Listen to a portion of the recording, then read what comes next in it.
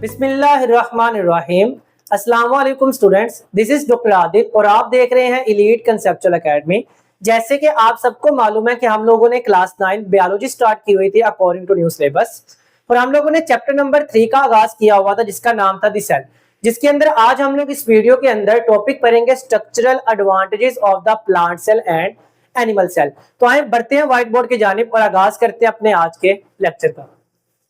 तो क्लास आज का हमारा टॉपिक है structural advantages of the plant cell, यानी कि हम लोग प्लांट सेल के अंदर देखते हैं कि उनके अंदर जो स्ट्रक्चर्स पाए जाते हैं उनकी प्लांट को क्या क्या एडवांटेजेस होते हैं, क्या क्या फायदे होते हैं, उसका हम लोग जिक्र करते हैं।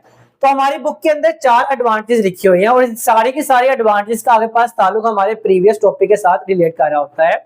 तो आइए हम लोग सबसे पहले एडवांटेजेस पढ़ते हैं जो हमारी बुक के अंदर लिखी हुई है सेल वॉल। अब प्लांट के अंदर हमें पता है कि प्लांट का जो सेल होता है this is the cell membrane और इसके सेल मेम्ब्रेन के आउटर साइड पे क्या होती है, एक और मेम्ब्रेन पाई जाती है, एक और वॉल पाई जाती है, which is called as the cell wall. अब प्लांट के अंदर क्या होता है, सेल वॉल पाई जाती है जो किससे मिलकर बनी होती है, सेलुलोज से मिलकर बनी होती है। और अगर मैं इसके फंक्शन की बात करूं, आगे पास इसकी क्या एडवांटेज मिलती है प्लांट सेल को, तो आगे पास सेल वॉल क्या करती है, प्लांट को प्रोवाइड कर रही होती है, मुहैया करती है क्या, structural support and the protection. तो प्लांट के अंदर जो आगे पास सेल में सेल वॉल पाई जाती है, सेल वॉल एक बहुत ही ज्यादा थिक और हार्ड स्ट्रक्चर होता है जिसकी वजह से क्या करता है, आगे पास स्ट्रक्चरल सपोर्ट और आगे पास प्रोटेक्शन प्रोवाइड कर रहा होता है। दूसरे नंबर में वो बात कर रहा है क्लोरोप्लास्ट की।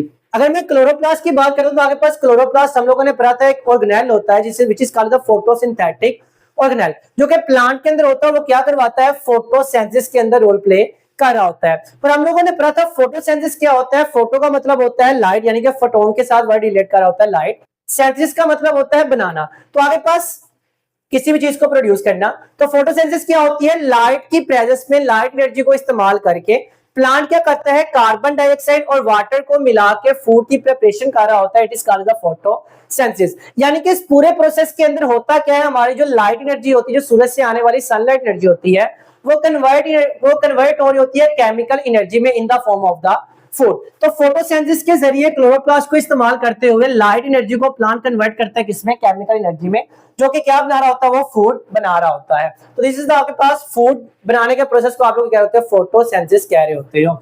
तो क्लोरोप्लास्ट में आपके पास क्या कर रहा होता है, बहुत ज्यादा एडवांटेज दे रहा होता है। किस तरह क्योंकि फूड बनाता है और फूड बनाने की वजह से हम लोगों ने आगे पास जिक्र किया था कि प्लांट्स के अंदर ज्यादा ऑटोट्रॉफ, उनके अंदर एबिलिटी होती है कि वो क्या करते हैं, अपने आगे पास खुराक को खुद तैयार कर सकते हैं। तीसरी हमारे पास एडवांटेज आ जाती है इसके लार्ज सेंट्रल वैक्यूल। हम लोगों ने जब वैक्यूल का जिक्र किया तो हम लोगों ने वैक्यूल को एनिमल सेल के अंदर पढ़ा था, फ्रेश वाटर ऑर्गेनिजम्स के अंदर पढ़ा था और प्लांट सेल के अंदर पढ़ा था।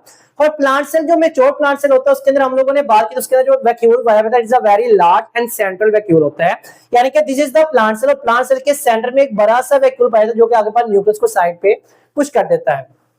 अब इसका आगे पास फंक्शन क्या होता है हम लोगों ने तब भी पढ़ा था, it stores water nutrients and waste products. ये क्या करता है, प्लांट सेल के अंदर जितना भी एक्स्ट्रा वाटर होता है, जितने भी आगे पास वेस्ट प्रोडक्ट होता है, जितने भी आगे पास न्यूट्रिएंट्स होते हैं, इनको स्टोर कर रहा होता है। और इसी के साथ हम लोगों ने एक प्रोसेस को पढ़ा था विच इज कॉल्ड द टर्गर, और टर्गर प्रोसेस के जरिए क्या करता है, टर्गर प्रेशर को जनरेट कर रहा होता है। तो थोड़ा सा रिकॉल करते हैं आगे पास टर्गर प्रेशर क्या होता है। हम लोगों ने पढ़ा था वैक्यूल के अंदर क्या होता है, सेल सेप यानी कि watery solution of the salt होता है, फ्लूइड होता है। अब जैसे जैसे फ्लूइड इसके अंदर दाखिल होगा, just like the balloon, balloon के अंदर हम लोग जैसे आगे पास फ्लूइड को भरते हैं, बलून क्या कर रहा होता है, आगे पास एक्सपेंड कर रहा होता है। इसलिए जैसे इसके अंदर वैक्यूल के अंदर पानी दाखिल होगा, आगे पास वैक्यूल क्या करेगा, एक्सपेंड होना स्टार्ट करेगा। और जैसे एक्सपेंड होगा ये क्या करेगा, फोर्स लगाएगा, प्रेशर लगाएगा साइटोप्लाज्म और सेल मेम्ब्रेन को। तो वो प्रेशर जो वैक्यूल लगा रहा होता है साइटोप्लाज्म सेल मेम्ब्रेन को, this pressure is called as the turgor pressure. अगर मैं इस टर्गर प्रेशर की बात करता हूं, टर्गर प्रेशर क्या कर रहा होता है, आगे पास एक प्रेशर लगा रहा होता है आउटवर्ड डायरेक्शन में, जिसकी वजह से क्या होता है, इसकी शेप मेंटेन हो रही होती है। तो टर्गर प्रेशर क्या कर रहा होता है, maintain the shape of cell, तो प्लांट सेल की शेप को मेंटेन करने के लिए आगे पास क्या करता है, रोल प्ले कर रहा होता है।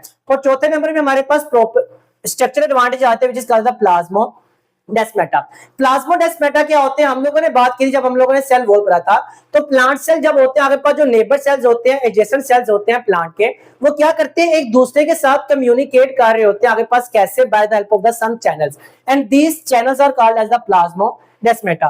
तो प्लाज्मोडेस्मेटा क्या होते हैं, दो सेल, जैसे आपके पास एक सेल ये है, एक सेल ये है, इनके दरमियान क्या होता है, आपके पास ये चैनल्स पाए जाते हैं, जिसकी वजह से एक आपके पास क्या करते हैं, एक दूसरे के साथ चीजों की कम्युनिकेशन कर रहे होते हैं। तो वो चैनल्स जो होते हैं, जो आपके पास चीजों को अलाउ कर रहे होते हैं ट्रांसपोर्ट करने के लिए, this channels is called as the plasmodesmata. तो प्लाज्मोडेस्मेटा क्या होती है, are the channels that allow direct communication and transport of the substances between the cells. तो ये क्या करते हैं, सेल्स के दरमियान कम्युनिकेशन और ट्रांसपोर्ट करने के लिए आगे पास जो चैनल इस्तेमाल होते हैं, channel is called the plasmodesmata. तो ये आगे पास चार स्ट्रक्चर्स पाए जाते हैं प्लांट सेल के अंदर, जिसकी वजह से क्या होती है, बहुत ज्यादा फायदा हासिल हो रहा है, एडवांटेज हासिल हो रहे होते हैं। इसी तरह आए हम लोग पढ़ते हैं आगे पास, what are the structural advantages of the animal cell. तो एनिमल सेल के अंदर हम लोग देखते हैं आगे पास क्या क्या स्ट्रक्चरल एडवांटेजेस पाई जाती है। तो सबसे पहले वो जिक्र कर रहा है सेंट्रियोल का।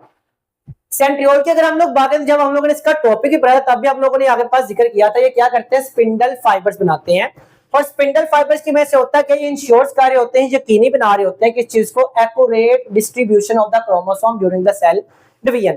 अब होता है कि हम लोगों ने पढ़ा हुआ था सेल डिवीजन एक ऐसा प्रोसेस होता है जिसमें सेल क्या कर रहा होता है, अपने नंबर्स को इंक्रीज कर रहा होता है, 1 से 2, 2 से 4, 4 से 8 में कन्वर्ट हो रहा होता है। और अगर मैं बात करता हूँ आगे पास, जैसे सेल डिवीजन स्टार्ट होते हैं, सेंट्रियोल क्या होते हैं, पेयर की शक्ल में होते हैं, न्यूक्लियर एनवेलप के करीब। वो क्या करते हैं, आगे पास डुप्लीकेट होते हैं और एक पेयर एक साइड पे रहता है, दूसरा पेयर दूसरी साइड पे चले जाता है। For example, this is the pair of centriole and this is the pair of centriole. ये दोनों क्या करते हैं, आगे पास ऑपोजिट पोल की जानिब चले जाते हैं।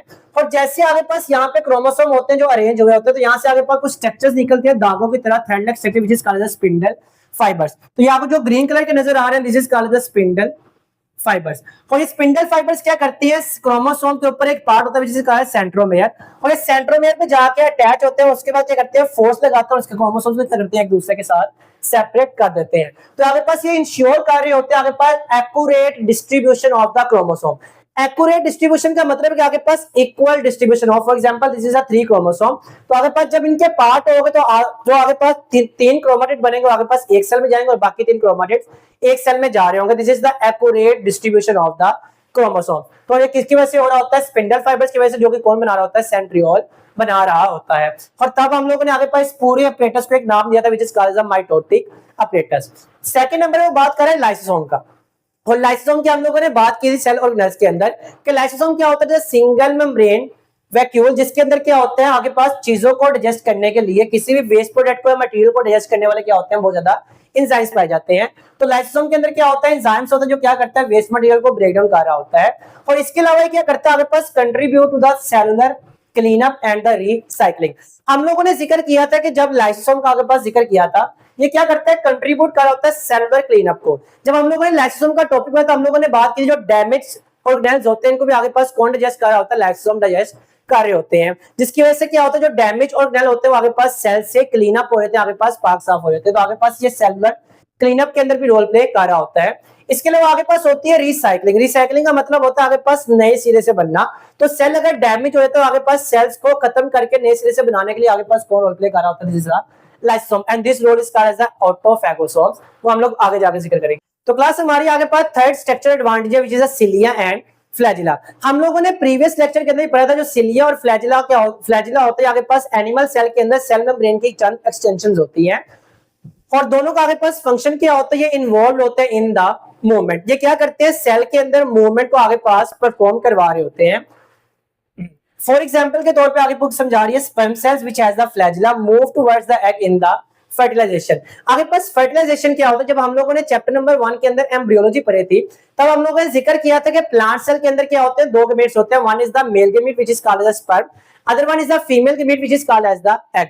और दोनों क्या करते हैं, एक दूसरे के साथ फ्यूज करते हैं और जाइगोट बनते हैं, उससे आगे पास बेबी की डेवलपमेंट हो रही होती है। और स्पर्म का एग के साथ फ्यूज करने के प्रोसेस को हम लोग क्या कह रहे होते हैं, फर्टिलाइजेशन कह रहे होते हैं। अब ये फर्टिलाइजेशन कैसे होती है कि हमारे पास जो स्पर्म सेल होते हैं, स्पर्म सेल के साथ क्या होता है, फ्लैजिला होता है। फ्लैजिला क्या कर रहा होता है, स्पर्म को मूव करवाने में मदद दे रहा होता है, जिसकी वजह से क्या करता है, ये मूव करके किसकी जानिब जा रहा होता है, एग की जानिब, ताकि दोनों फ्यूज करके आगे पास क्या परफॉर्म करवा सके, फर्टिलाइजेशन परफॉर्म करवा सके। इसके बाद आगे पास फोर्थ नंबर पे एडवांटेज है लैक सेल वॉल। इनके अंदर क्या होता है, एनिमल के अंदर किसी किस्म के आगे पास कोई भी सेल वॉल नहीं होती। हम लोगों ने जिक्र किया था, अगर मैं एनिमल सेल की बात करूं तो एनिमल सेल के अंदर आगे पास क्या होता है, दिस इज द आगे पास रफली एनिमल सेल्स। और एनिमल सेल के अंदर जो सेंट्रल पार्ट होता है, it is called as the nucleus.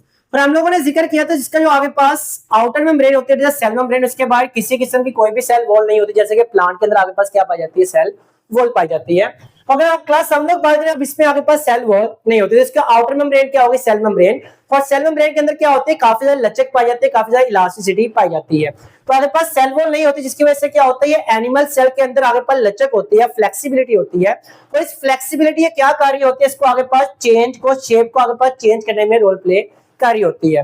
तो सेल वॉल नहीं होती आगे पास जो कि हार्ड स्ट्रक्चर होता है, लेकिन आगे पास सेल मेम्ब्रेन होती है जो कि आगे पास फ्लेक्सिबिलिटी आगे पास शो करती है, जिसकी वजह से क्या होता है, सेल अपनी शेप को चेंज कर रहा होता है, जिसकी वजह से होता है कि सेल को मूव करने में रोल प्ले कार्य होती है। तो क्लास एग्जांपल के तौर पे हमारी बुक ने दिया हुआ movement of the white blood cells. White blood cells क्या करते हैं, आगे पास एक ऐसी जगह पे जाते हैं जहां पे इंफेक्शन या इंजरी होती है, क्योंकि व्हाइट ब्लड सेल्स जो होते हैं हमारे आगे पास तहफ्फुजाती सेल्स होते हैं, जो क्या करते हैं हमारे पास इंजरी या इंफेक्शन को क्योर करने में रोल प्ले कार्य होते हैं। और इनकी जो मूवमेंट होती है कैसी हो रही है, bye the help of the pseudopodium, जिसके जरिए अपने सेल की शेप को चेंज करके आगे पास ये मूव आउट कर रहे होते हैं। तो इनके पास चूंकि सेल वॉल नहीं होती, इसलिए इनके पास इलास्टिक यानी कि flexibility of the cell membrane की वजह से ये अपनी शेप को चेंज करके सेल मूवमेंट के अंदर रोल प्ले कर रहे होते हैं। तो this is our today topic. उम्मीद है आज के टॉपिक के अंदर आपको किसी किस्म का कोई मसला नहीं होगा। मिलते हैं अगले लेक्चर में अगली वीडियो के साथ, तब तक के लिए अल्लाह।